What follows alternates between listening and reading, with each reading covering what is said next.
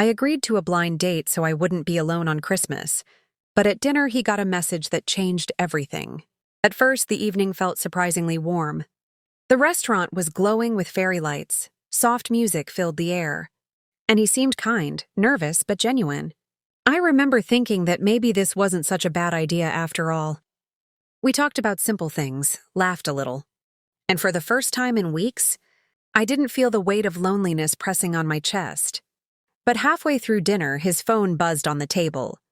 He hesitated before picking it up, glancing at me as if hoping I wouldn't notice.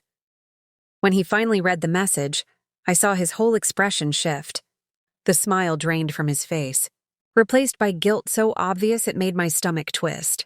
I tried to ignore it, but curiosity slowly turned into a quiet dread I couldn't shake. Something wasn't right, and I felt it in the way he suddenly couldn't meet my eyes anymore.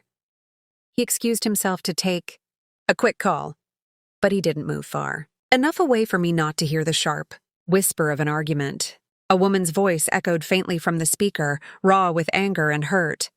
I couldn't make out everything, but one line hit me clearly. "So you're spending Christmas with her now?" My heart froze. I didn't know whether to be embarrassed, angry, or just disappointed in myself for expecting anything different. When he returned to the table, he tried to act as if nothing happened, but the tension wrapped around us like choking smoke. I looked at him, really looked, and the truth was plain. He wasn't just hiding something, he was hiding someone. And suddenly the cozy restaurant, the music, the lights, all felt like props in a story I didn't want to be part of. I wasn't going to sit there and be someone's secret or someone's escape. Before he could speak, I quietly asked whose voice I had heard.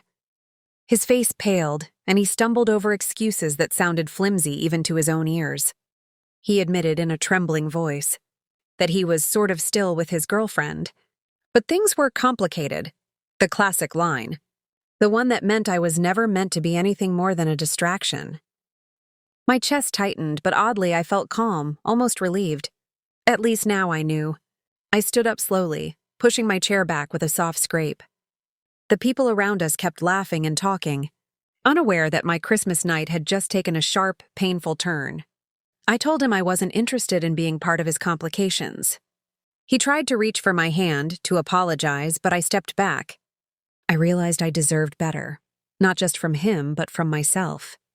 As I walked out into the cold December air, snowflakes brushing against my face, I expected to feel crushed. But instead, I felt lighter.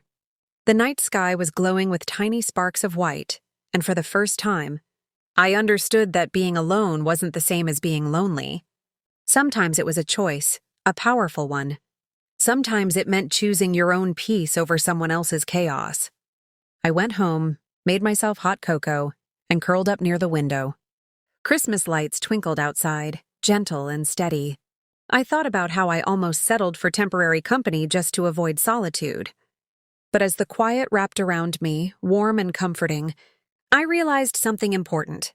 It's better to sit alone with honesty than across from someone hiding lies. And that night, Christmas didn't feel empty anymore. It felt like a fresh beginning.